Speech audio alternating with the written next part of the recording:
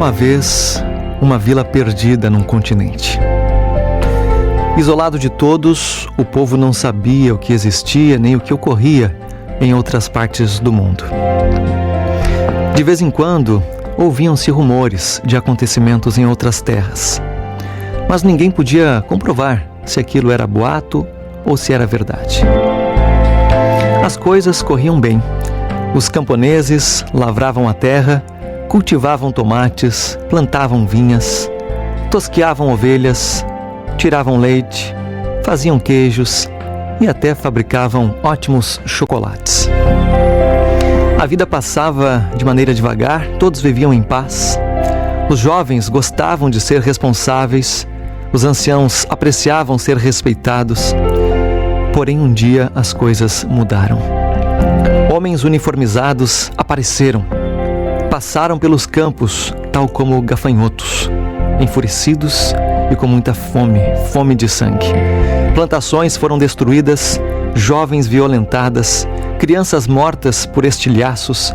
Alguns que conseguiram partiram, outros se refugiaram, muitos ficaram viúvos. Enquanto a terra ia sendo desolada, enquanto a guerra avançava, alguns diziam que aquele conflito era apenas um conflito local. Já outros especulavam sobre sua abrangência. Entretanto, ninguém conhecia ao certo os mistérios de sua origem. Então, viajantes revelaram que o conflito não havia começado ali. Era muito mais amplo do que parecia. As batalhas locais eram parte, na verdade, de uma guerra global. Povos haviam sido envolvidos sem querer. Inúmeras pessoas que eram inocentes tinham morrido também, sem saber o motivo. E milhares ainda iriam morrer. A rebelião de um súdito que havia acusado o rei de ser ditador havia jogado o mundo inteiro em uma grande confusão, em um grande conflito. Um poeta, naquele tempo, então escreveu: "Como você encheu o mundo de violência, ó príncipe amado! Você foi feito para ficar junto ao trono. Era um modelo de perfeição. Como deixou o desejo de grandeza dominar o seu coração? Olhe de onde você caiu." Os moradores da vila nunca entenderam em detalhes as causas e implicações desta guerra. Mas conta-se que entenderam, sabiam o suficiente para ter ideia da natureza do conflito e decidir que lado apoiar. Os mais esclarecidos perceberam que, assim como o início da guerra havia se dado longe dali, o seu fim também dependia de decisões e ações de fora.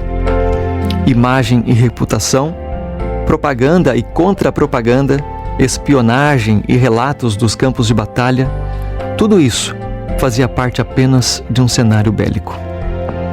Então, um dia, depois de muita destruição, um arauto enfim recebeu a incumbência de tocar a trombeta que anunciava que a guerra havia acabado.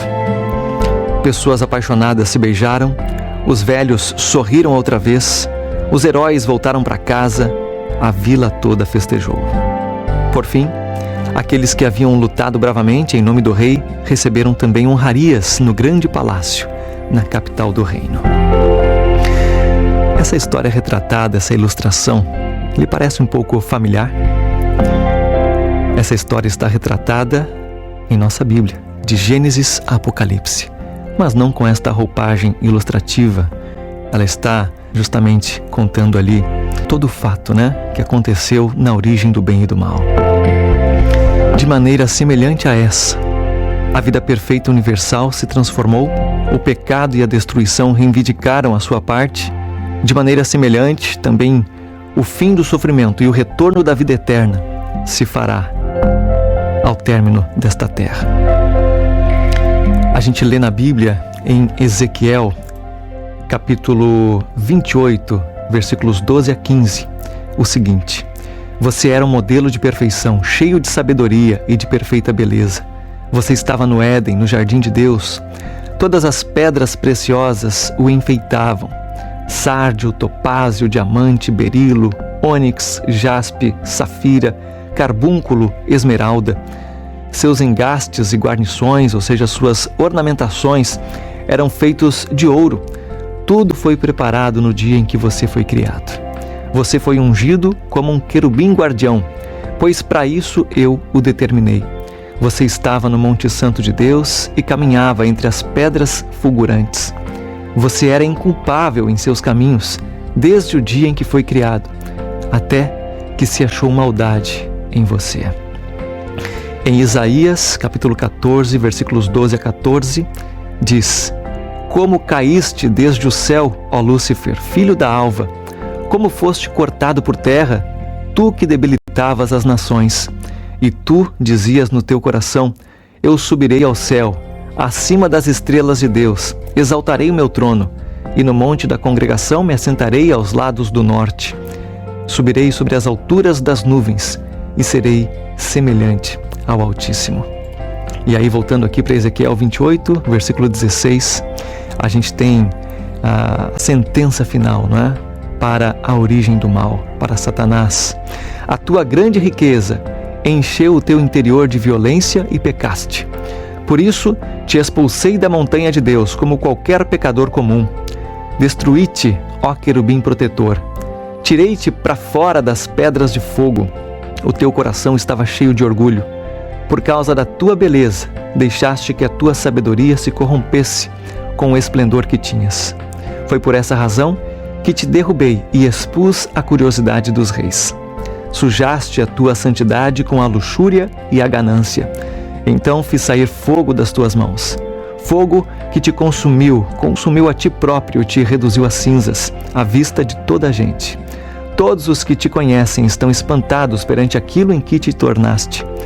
És uma ilustração do que pode ser o terror. Estás destruído para sempre. Esse deve ser o final do mal. Este deve ser o final de Satanás e seus anjos. Portanto, não deixe que nada destrua a sua fé. Permaneça ao lado daquele que te criou, daquele que tem razão e que pode te salvar em meio a isso tudo. Desejo que você fique na paz. Para mim foi um prazer ter feito companhia cristã para você. E até amanhã, se Deus assim permitir. Grande abraço e até lá.